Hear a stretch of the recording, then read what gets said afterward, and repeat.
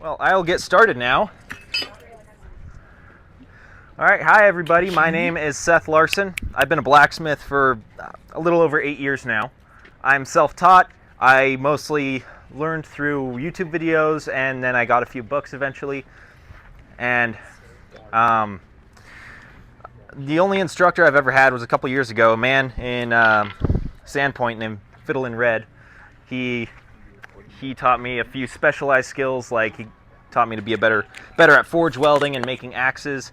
But beyond that, it's all self-taught stuff and just equipment I picked up on Craigslist and Facebook Marketplace.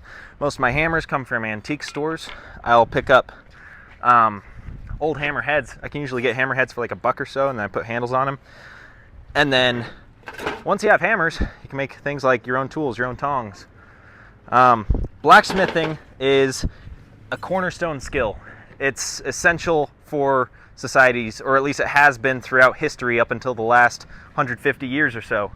And that's because every single tool that any trade used stuff that the blacksmith made.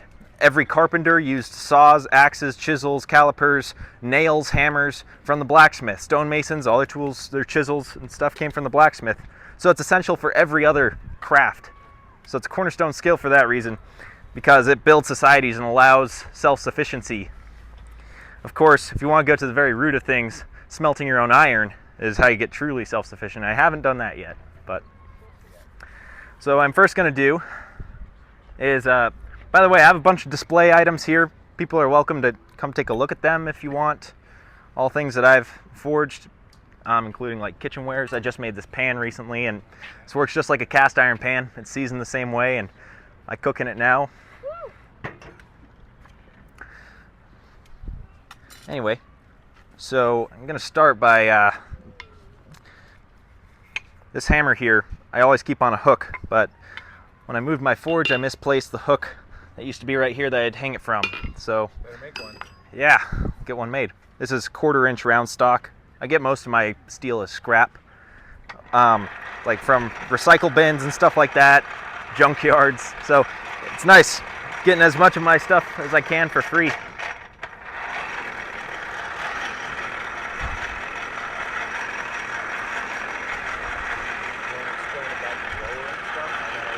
Yeah. So coal, this is coal. It's a mineral from the earth. It's made of dinosaurs and ancient trees. It's fossil fuel. It burns really hot, and it's straight out of the ground. No purification is done. It's dug up, and it burns really well as long as it has airflow. So that's why I have a blower here. The blower gets it hot enough that it can actually get steel to temperatures where steel becomes very malleable. I'm not melting steel, I'm just heating it up so it becomes soft. So the two main components of a forge are the blower and the fire pot. Forges can be made all sorts of different ways. Nephi was commanded to build a ship. His first question was, okay, where do I get ore to make the tools to build the ship? And that sort of resourcefulness might be something that needs to come back. Oops, let me switch hammers actually.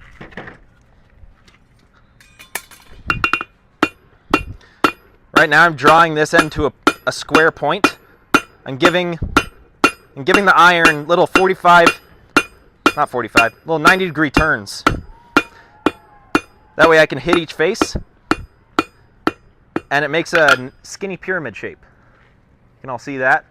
So that's a nice point now. And to make this hook, it's just going to be horseshoe shaped, kind of like this, with a point on either end. So now I have that little spike on one end made. I'm going to make a mark using the edge of my anvil. There we go, nice little mark there. And I'll heat it up. Actually, you know what? I might just cut it as is. This is not an axe, and this is not Thor's new hammer in one of the Avengers movies. This is a cutoff tool.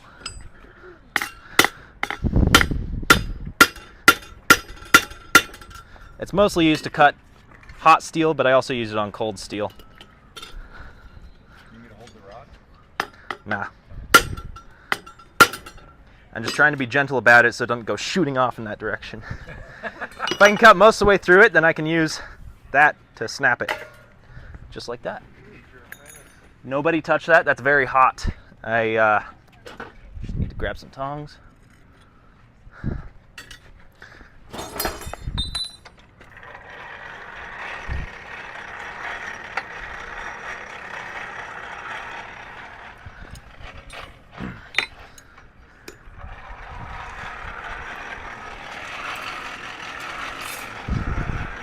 Tell us about an anvil.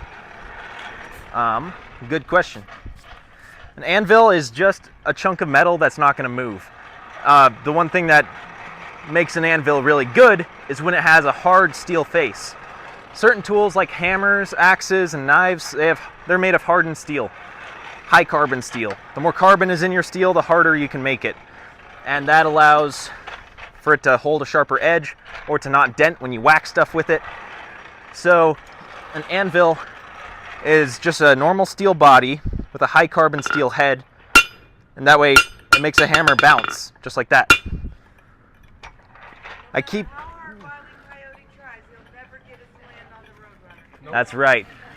Believe it or not, anvils do have a secondary use besides dropping them on roadrunners. Now, an anvil as is rings very much. This is a magnet, but just by sticking that on the skinny end, it dulls the ring quite a bit. So that's for noise control for the neighborhood that I'm in. Have you ever tried shooting anvils? I have not, because this anvil costs... Yeah, this is like $1,000 anvil. What they do is they pour out the bottom and they put it on top of another one upside down. They put gunpowder in it. And you light the gunpowder and you launch it. Go watch YouTube. Shooting an anvil. Launches the anvil into the air? And it'll bury it like 3 feet. Oh my gosh. You just make sure it doesn't fall on you. Yeah, no kidding. Oops. I guess it was a sport back in the day. I have lots of different shapes of tongs for different kinds of steel, different shapes of steel.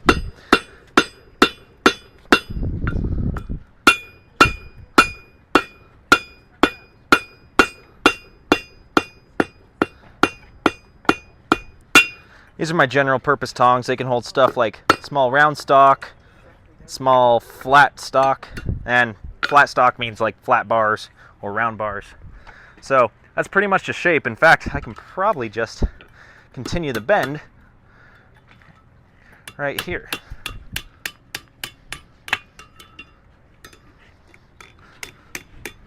I'm gonna heat it up to make it a little more even. Got a little crooked there.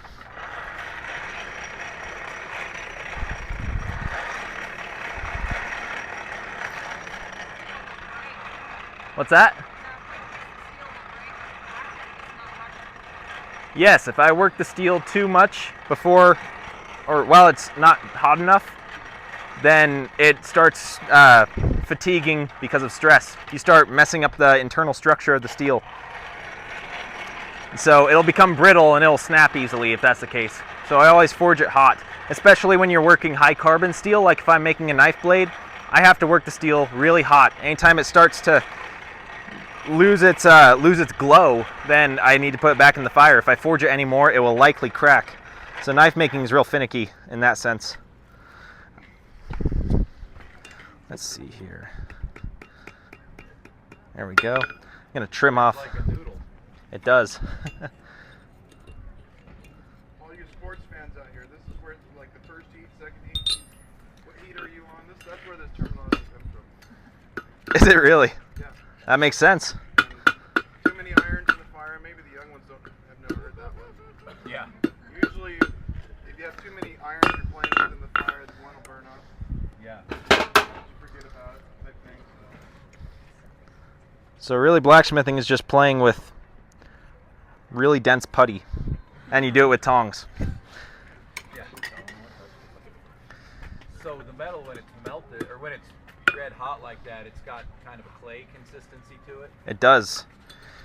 Steel moves very similar to clay, and blacksmiths will actually practice specific techniques by taking a clay bar and mimicking all the hits gently on the anvil with a clay bar, because the clay moves the same way. I have a brush here because You see all this flaky stuff coming off my anvil. That's from the steel. You heat up steel this much, it oxidizes. So it's a kind of rust, really. Different form of iron oxide. And I just use this. This is called a butcher block brush. You can use a wire brush just to, whoops, brush it all off. I'm going to heat that up one more time before I drive it into the stump. And I'm going to waterproof it with a little bit of beeswax. If you put beeswax or any oil on hot steel, then it burns off and it changes. It makes a black coating. That's how cast iron is seasoned. That's how I season this pan. It's just seasoned with beeswax. This is probably hot enough. Yep. You can see it just smokes right off. So that'll keep it from rusting sitting outdoors. Yeah, it weatherproofs it a little bit. It's not perfect. If I really just leave it in the rain, it'll eventually rust through, but it's a good first line of protection for it.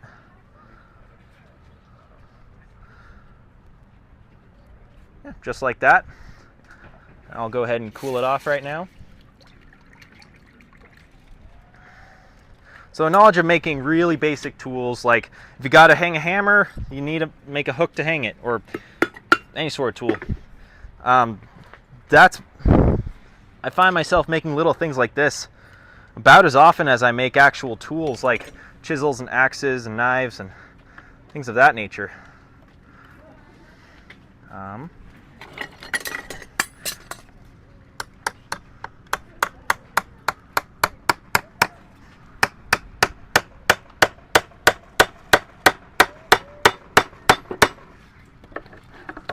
There we go. Now I can hang my hammer.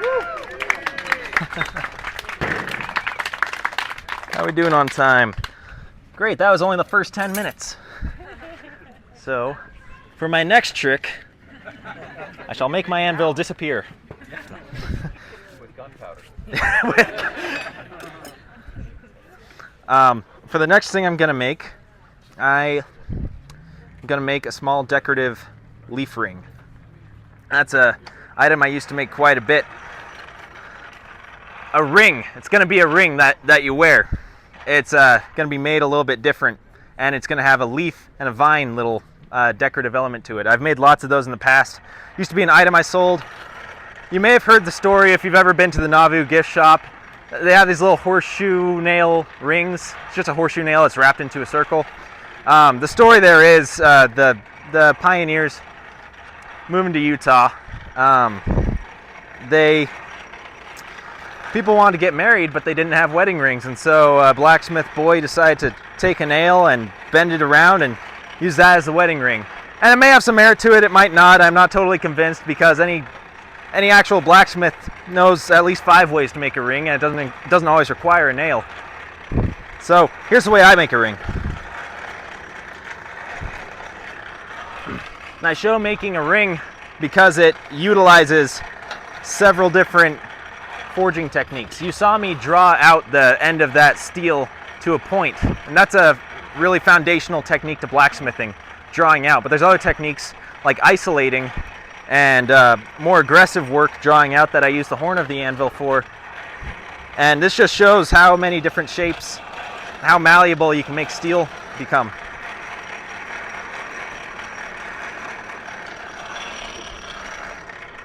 It'll be the same process for making spoons like this. And I actually eat with these spoons. You might think it tastes like metal or tastes like rust or something, but no, it's like cast iron.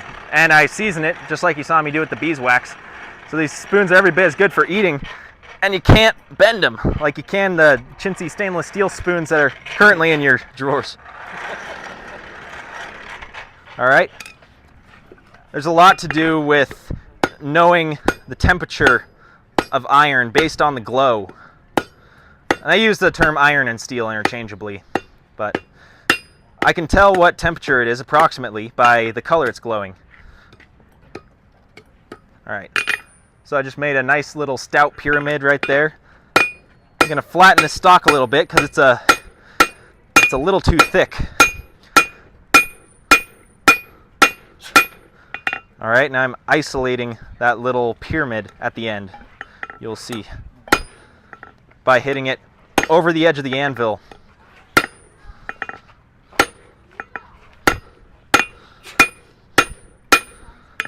just like that. So I had this weird little shape now, little candle flame looking shape, and that will become a nice decorative leaf in a couple more heats. If anybody has questions, you're welcome to ask, by the way.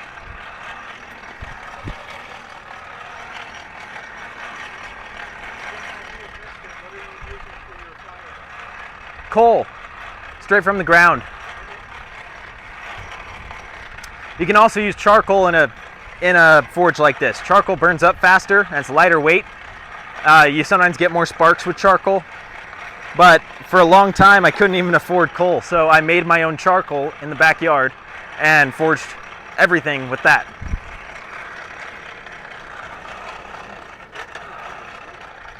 Where can you find it? Oh, it's forest fires. I've legitimately picked up charcoal from burn areas. I've filled bags of it from national forest areas. I'm using the near edge of the anvil to isolate a little more metal. Let me straighten it out there.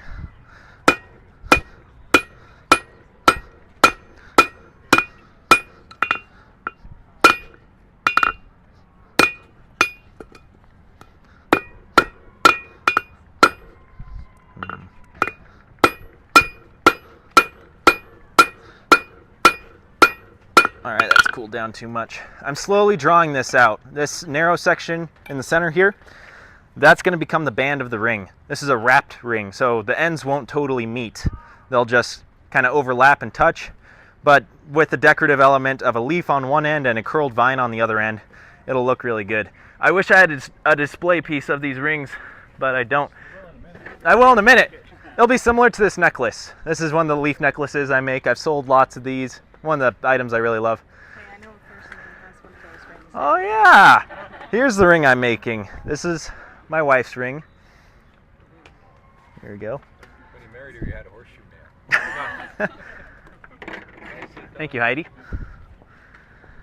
Also worth noting, it's really nice if you have a bar that's long enough that you don't need to use a pair of tongs to hold the metal. This bar's long enough, it's warm in my hand, but not burning. So it's just a little more wieldy when you can forge something at the end of a bar rather than holding a small piece of metal in your tongs.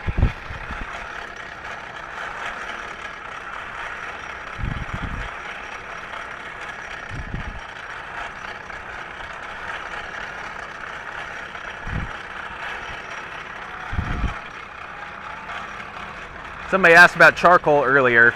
You can use charcoal briquettes if you're in a pinch. Any sort of barbecue charcoal will work in a forge like this.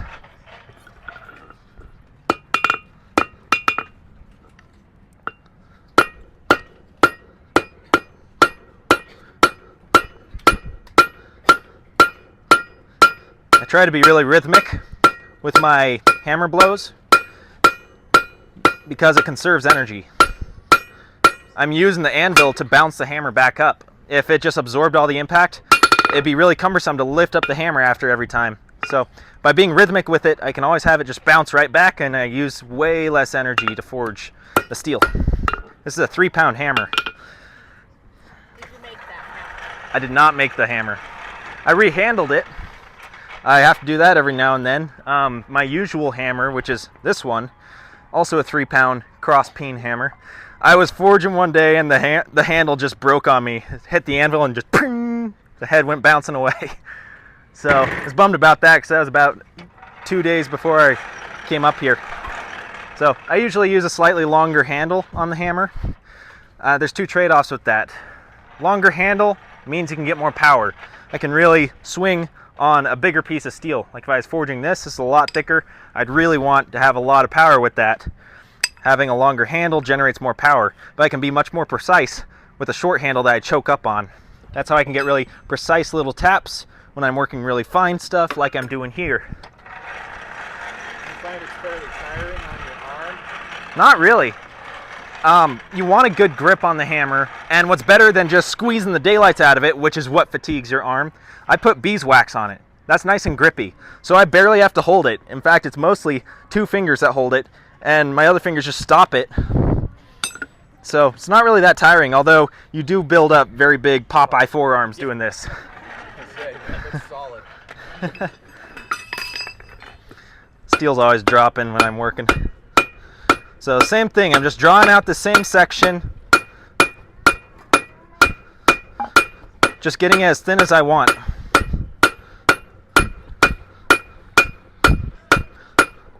Let me straighten everything out.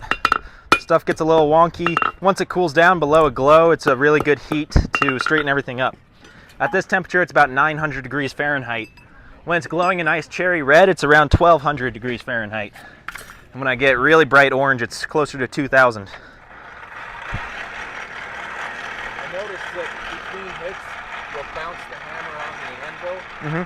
What's that about? It's to keep the rhythm going. And the anvil bounces the hammer up. So if I am halfway up and I can give it a little lift by bouncing it, it saves me just a little energy and keeps the rhythm going. Nice. So if I'm working a lot, ding, ding, ding, and I need a second to look at the steel, sometimes I'll tap the anvil instead to keep the rhythm and keep the same potential energy. Lots of blacksmiths do it. Everybody questions it. You don't really understand it till you start doing it. There's a lot of science in this. Oh, you have to be a metallurgist to be a good blacksmith. You see the jumps too? I do, actually. He's very good. Helps with the rhythm. So this is all square in cross section. I'm now hitting the peaks to make it round, or to make it octagon. I don't know if that quite makes sense to everybody, but because I've been turning it 90 degrees with each hit, it makes a long, skinny rectangle. Square shaft. Yeah, it's a square shaft, so I put it up on edge, so it's like a diamond, and then hit those edges, and that turns that square 4 sides into 8 sides, so octagon. And then from there I can just slowly rotate it, make it round. What is it you're forming?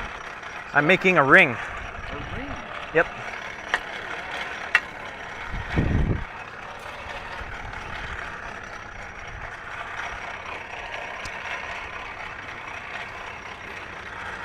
Lots of people nowadays like using propane forges. I started with a coal forge, and that's just what I like. And it's more versatile. I can make charcoal no matter where I am. Seth, why do they call it a forge? That's a noun, but you do the verb of forging. That came, the verb came after the noun. This is, what I'm doing is technically smithing, not forging, not blacksmithing. I am smithing. Smith means to smite. And you are. Yes, he is. Just isolating that metal. This metal's so thin now, it loses its heat very quickly. Does it also heat up quickly? Yeah. Loses its heat quickly, but heats up quickly.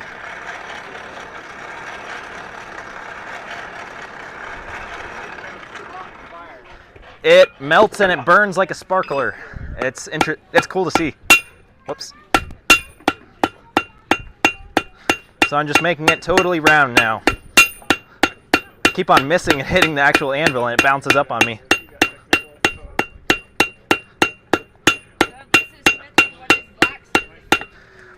That's a distortion of the noun blacksmith. A blacksmith, iron is the black metal. That's what's been referred to throughout history. So a blacksmith is somebody who smites the black metal.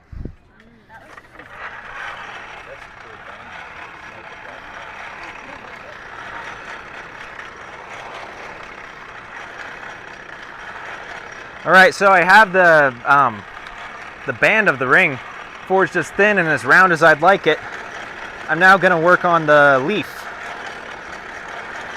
I have that little pyramid bulb at the end. I'm basically just going to flatten that. Yikes, I should have been watching that. I'm just going to flatten the pyramid and it'll make a nice spade shape, and then I'll add some details to the surface of it using a tool called a fuller.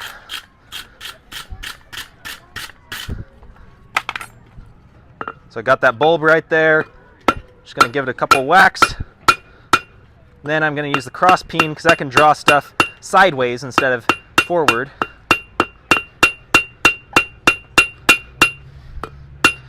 And use the flat of the hammer to clean it all up. There we go. That's your leaf shape. Everybody sees that? So now I have a nice long stem with the leaf, and I can put some detail work on it. You know, I might use a chisel instead of a fuller. Not that it really makes any difference to people who don't know the difference. But I'll show you. Here's a chisel. Chisel has a little knife edge, and you hit one end with the hammer. And a fuller, on the other hand, if I can remember where I put it. Is there a little tin can? There it is. Thank you. A fuller is just slightly different in that it's blunt and rounded. You can see that? Not sharp at all. It's like somebody destroyed the surface of a chisel. So rounded surface, that's for just doing specific detail work. And a lot of my stuff here, my decorative elements here, show work of the fuller. Like the horses here, the manes of the horses were done using a fuller.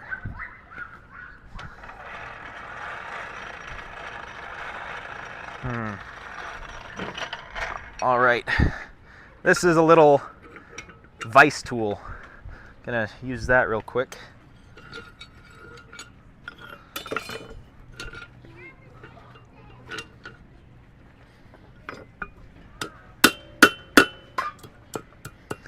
Yeah, I'm gonna use the chisel instead of the fuller, but that tool just holds that in place for me. Yep. How hard is it to take the tool out? How is it to take the tool out? How hard is it to take the tool out? Is that what you asked? Yeah. You'll see in just a moment. Pretty easy.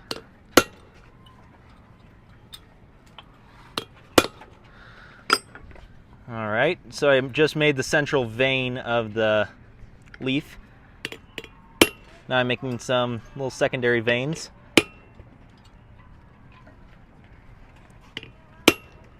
This chisel, by the way, is made from an old car spring. I used recycled material whenever I can, because I can usually get it for free. And car springs are a nice hard steel. That's all springs are made of a hard steel. That's what gives them a springing ability instead of just being flattened.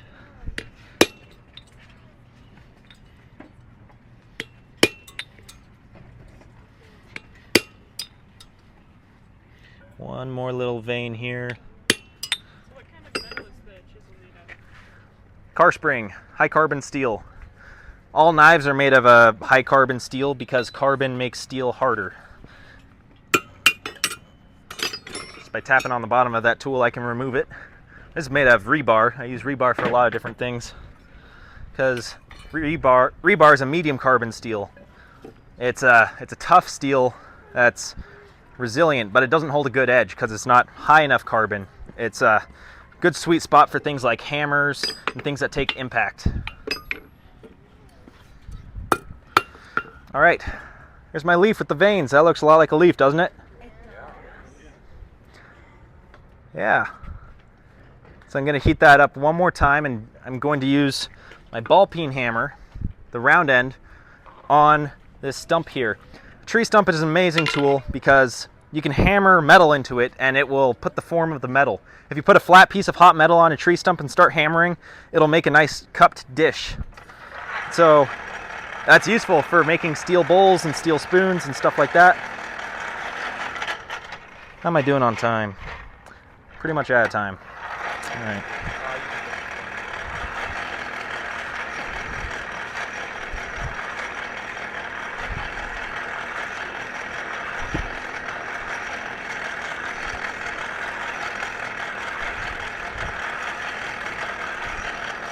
All right, and that's already nice and hot. So I'm going to go over to my anvil here. It's just burning its own form in. Just like that, I dished it up nicely. Brush all the soot off. Now I have nice curvature, so it'll contour to the finger a little better.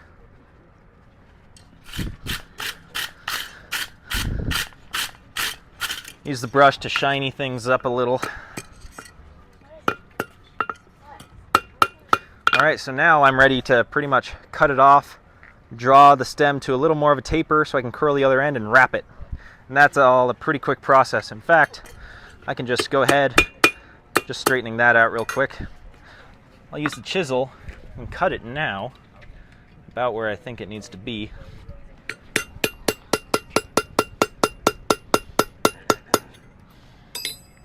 You can cut most of the way through and then tap the rest of the way through.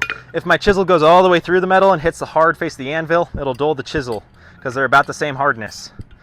Chisels can only cut through things that are softer than themselves.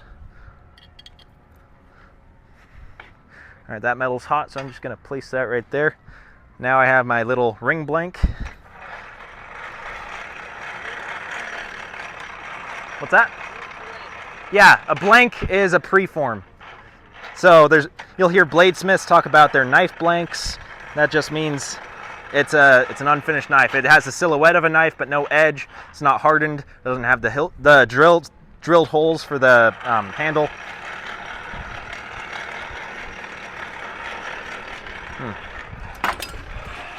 Gonna switch to these tongs. These tongs are called scrolling tongs.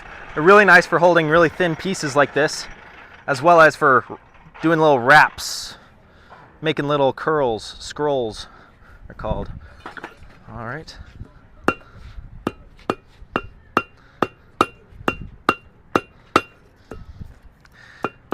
Man, let me straighten this out. It's finicky working such small pieces in tongs rather than on the end of the bar.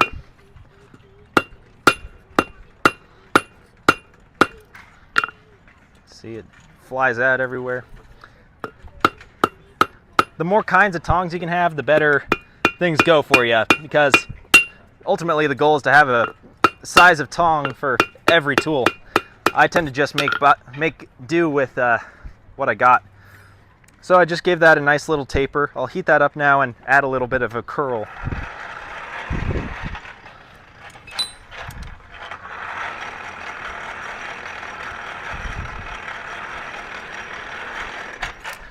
I keep on forgetting I have this new hook here. I'll just keep my hammer right there.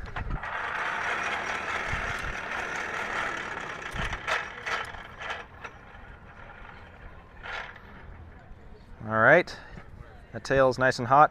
I'm gonna start the curl and then use the hammer to finish it. Lots of people do curls entirely with the tongs. I just really like finishing them off with the hammer. And there's many ways to do this. This is one of over 100 ways to make a ring, and one style of thousands. Whoops.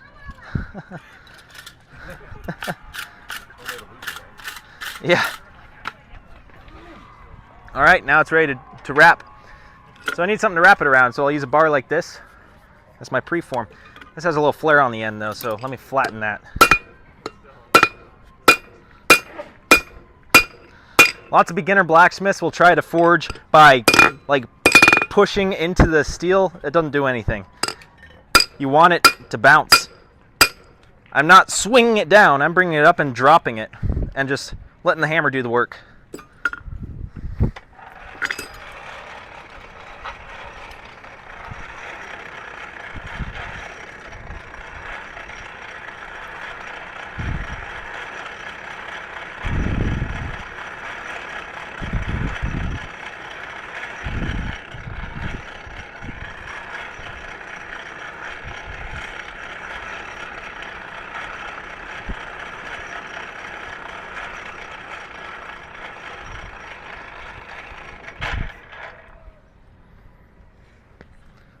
Got that nice and hot. Basically, just bend it all around. Use the hammer. The leaf is a little too cool right now, so everything bent nicely except the leaf. So I'll do one more heat.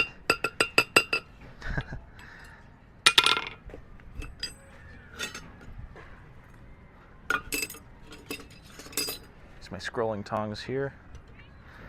That's really starting to take shape as a ring. As that other ring you saw, the leaf was a little smaller on that, but each one comes out a little different. It's nice that it always has that stylistic touch of whatever blacksmith made it. Unlike machined parts, you can't have perfect uniformity with every single thing that you make. But that's not a detriment at all. Archaeologists can only know what civilization made a certain tool sometimes just by the shape of the tool.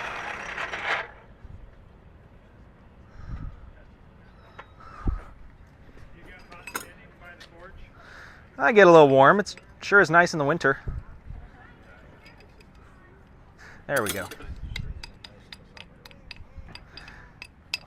I've had my forge in some really hot, miserable places where in front of the forge I've actually taken the temperature and it's over 120 degrees where I'm standing and working just because the fire's there on a 100-degree day.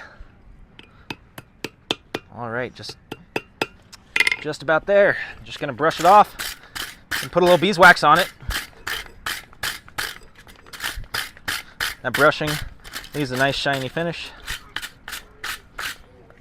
Just like that. Now, better smiths than I could make the same ring in about half the time. But it's also tricky, talking, answering questions, and forging at the same time, so I'll give myself a little grace. There you go. We're impressed. Thanks. Just giving it a little more heat, then that beeswax will put a nice shiny black finish on it.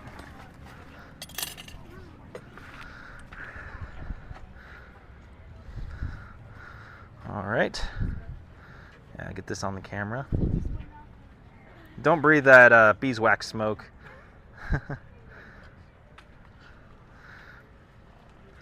It's no worse than coal smoke, I'm sure.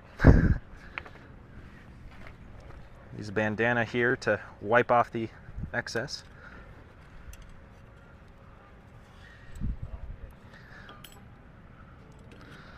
Cool it off.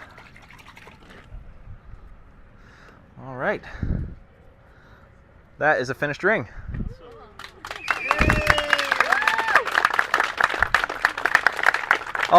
I'll keep this on the display table. That's going to be moved back into the hall with all the rest, so you can take a look at all the things that I've made.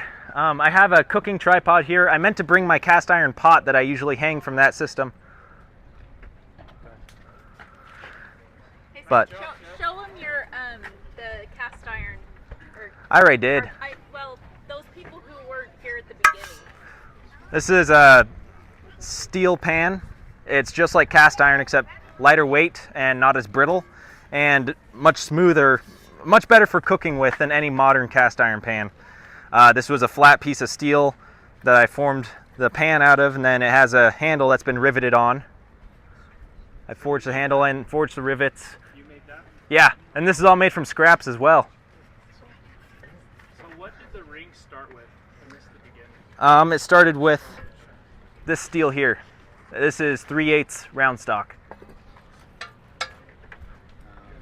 All right, thank you everybody.